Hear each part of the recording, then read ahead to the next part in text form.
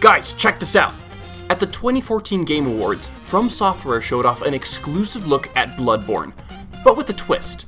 This exclusive look at Bloodborne focused on the multiplayer present in the game, and exhibited a 3-person co-op fight against Father Gascoigne. Now, 10 years later, Elden Ring Nightreign took the spotlight by setting the stage with a predominantly 3-player co-op experience in a setting adjacent to the Lands Between, which just so happens to still be coming to PS4. Seriously, is there any reason to buy a PS5? And you know what? I am looking forward to this new game. Although it looks like I'm an outlier here, because people on the internet are treating this game like a demented revenant. There are people saying that it won't be good, some people who claim that it's just a modded version of the original game, and even some people claiming that Nightreign will kill From Software as we know it. These are some pretty dramatic claims, but it's easy to understand why people would be reacting like this. Elden Ring Nightreign is an enormous departure from any Soulsborne game. Unlike a structured fantasy world, Nightreign is implementing a lot of roguelike elements to the gameplay loop, and making a huge emphasis on cooperative play. So yeah, it's quite alarming how much this upcoming release deviates from the established formula.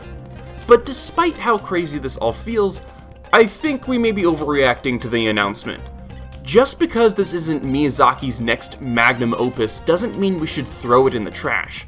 In fact, this odd spin-off might be the best thing for From Software, since this marks an excellent time to experiment with their game design.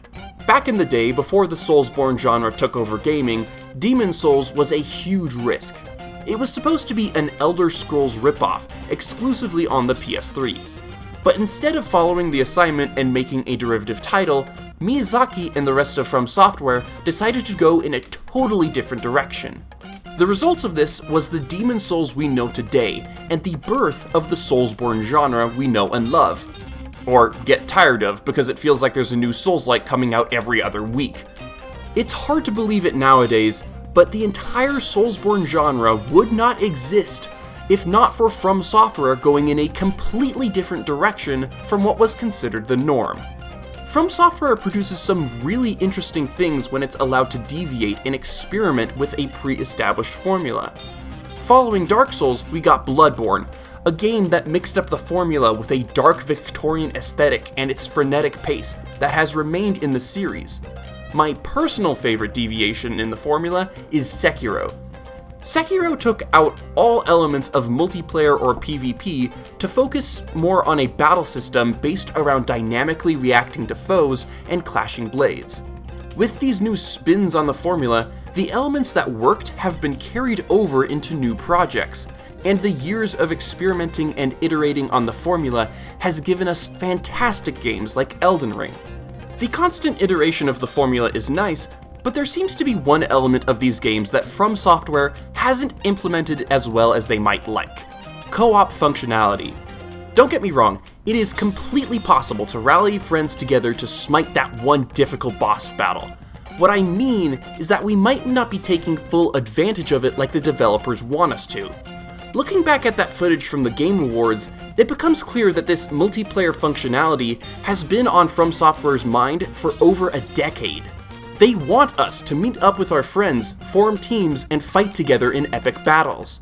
In a strange way, Elden Ring Nightreign is a game that From Software has always wanted to make. Not only is this their chance to experiment with the formula, but also make a cooperative experience. There's no telling how much longer your world and mine will remain in contact, but use this to summon one another as spirits, cross the gaps between the worlds, and engage in jolly cooperation. So how will Nightreign experiment with the Soulsborne formula? On the surface, Nightreign feels like a totally different beast than other Souls-likes. This game is implementing a lot of elements of roguelike games on top of a randomized map to give a slightly unpredictable feeling to each session. Taking place over a 3-day time span, each session will have a randomized boss at the end of each day. Some of these boss fights are enemies we have seen from the Dark Souls series, like the Centipede Demon and the Nameless King. To ensure players don't miss this boss encounter, a dark storm begins to envelop the play area and funnel players into the battle with the boss. This shrinking map element has led people to call Nightreign a battle royale, which It just isn't. It has been explicitly stated in advertising and interviews that this is not a battle royale game. The developers sincerely want players to team up together to fight enemies. In order to encourage team cooperation, players will choose between 8 classes that specialize in roles like tanks, healers, and DPS.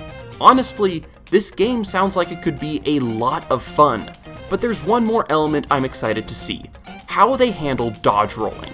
Since the beginning of the Souls series, players have been able to perform a dodge roll. Rolling will generate invincibility frames and prevent players from taking damage from enemies. Sure, you could block or parry select attacks, but there wasn't any other reliable way of avoiding damage besides dodge rolling. This continued throughout the series and even made its way into Elden Ring, but with a twist. Elden Ring took a page out of Sekiro's book and added a jump. When you jumped, the lower half of the character would receive those iframes that prevented damage. This is one of those things that could have helped mix up the combat and made fights more dynamic. Elden Ring also included a use for shields with the guard counter. However, these things have almost completely been forgotten.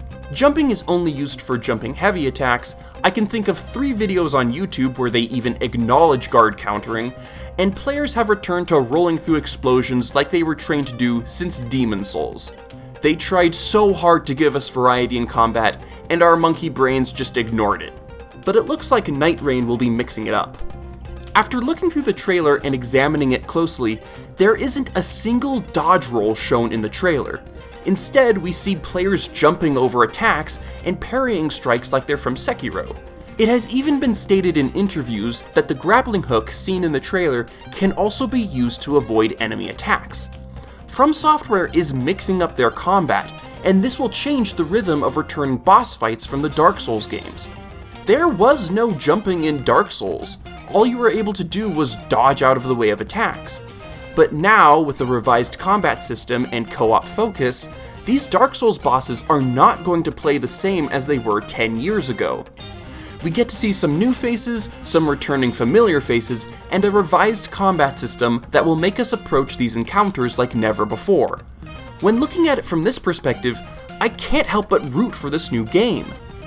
Elden Ring Nightreign is turning into a really interesting project, but because it is so different from previous From Software games, fans are writing it off before it even has a chance to launch.